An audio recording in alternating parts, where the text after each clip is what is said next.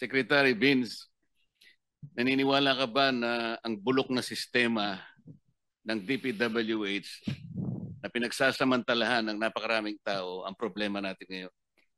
Tama po kayo. Naniniwala po ako. Kahit na magpakulong pa tayo ng napakaraming contractors. Halimbawa, 1 milyon na contractors at sa mga opisyalis ng DPWH, pag hindi natin nakorek ang sistema, walang mangyayari.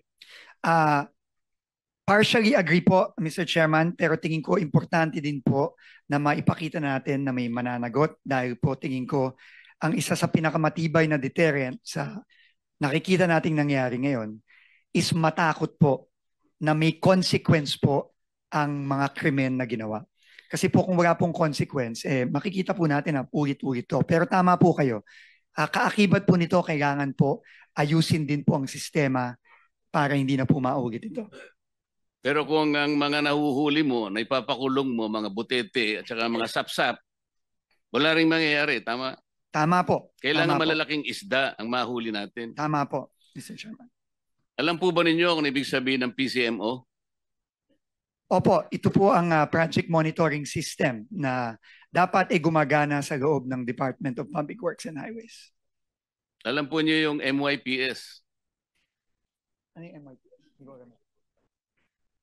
Ito po yung ngayon ko lang po na-encounter. Pasensya na po, Mr. Chairman. Pero sinabi po ng multi-year project programming. Scheduling. Yes. Ito po yung si schedule at pagpaplano ng mga iba't ibang proyekto over a longer period po. Alam po niyo yung Survey 123. Ano yun? Hindi ko alam.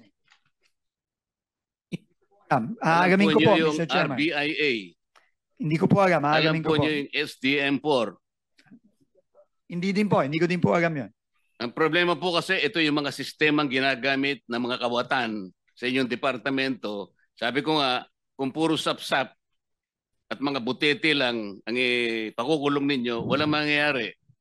Agree po ako. Pero sana po, kung makulong po natin itong mga sapsap, sana po malaman din po natin kung hindi sino po yung yun ang mga layunin ng kumiting ito. Hindi sapsap, hindi butete ang aming hinahanap. Agree po. Yung malalaking isda para matigil po ang mga kawatan.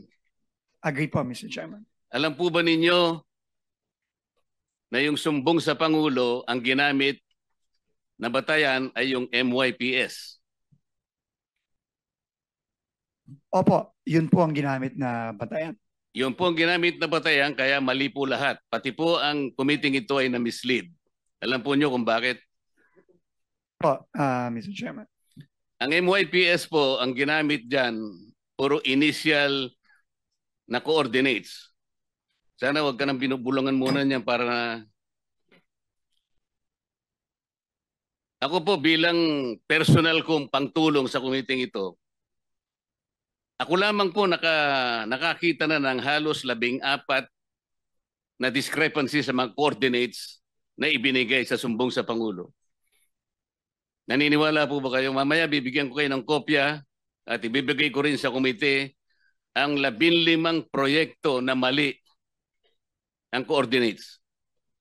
Posible po yung sinasabi ninyo, Mr. Chairman, na may maling coordinates. Nakikita na rin po namin yan ngayon sa ongoing investigation namin. Yung sumbong sa Pangulo ay mali at ang nakikita ko po riyan halos 100 o 1,000 proyekto mali ang coordinates. Ibig sabihin, kahit ano pong gawin yung pag-iimbestiga, kapag hindi po ninyo sinolusyonan ito, lalo po kayong malalagay sa misleading situations.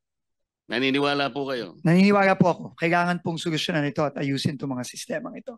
Ang PCMA po ang sinasabi nila, geotag at real time. Hindi po totoo yan. Naniniwala po kayo? Opo, Mr. Chairman. Kailangan po ninyong makita yung kabulukan ng sistema. Kaya po kanina nalulungkot ako sapagkat wala dito si Yusek Cabral. Alam po ba ninyo na si Yusek Cabral ay nag-text kay Senator Soto? Opo, nakita ko po yung privilege speech po ni Senator Lacson na pinakita yung text message. Concentrate po tayo sa text niya kay Senator Soto. Yung po'y ginawa niya nung kami po ay ma-proclaim bilang senador. Tinanong po ba niyo siya kung bakit niya ginawa yun? Opo, tinanong ko po siya. In fact, nung una ko pong siyang tinanong, sinabi po niya wala siyang communication kay Senator Soto. Na hindi totoo.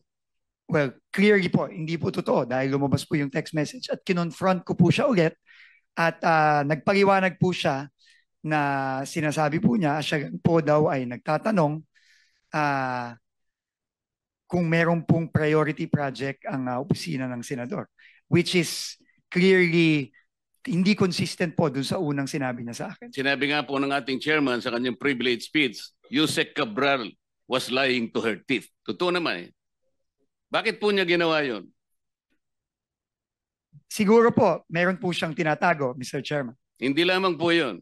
Nagpresenta siya, gusto niya sigurong masiyahan si Senator Soto sa pag-aakala niya noon, Senator Soto kasi is a contender for Senate President.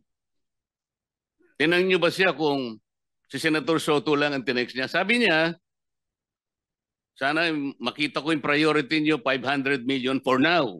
Ibig sabihin, may trans pa yun eh. Alam po ba niyo kung meron pa siyang tinext na ibang senador sa ganun ding pamamaraan?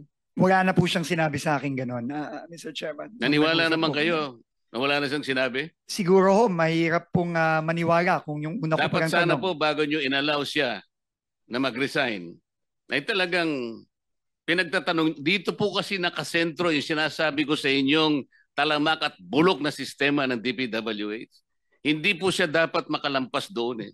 Sayang po. Pero sa mga susunod sanang pagkakataon, kailangan nakaharap siya rito dahil iisa-isahin ko sa kanya para po makita rin ninyo bilang kayo po ay bagong pinuno ng DPWH. Mamimislead po kayo sa napakaraming pagkakataon. Katulad lang po yung sinasabi ni Senator Amy kanina doon sa mga flagship projects, foreign assisted projects.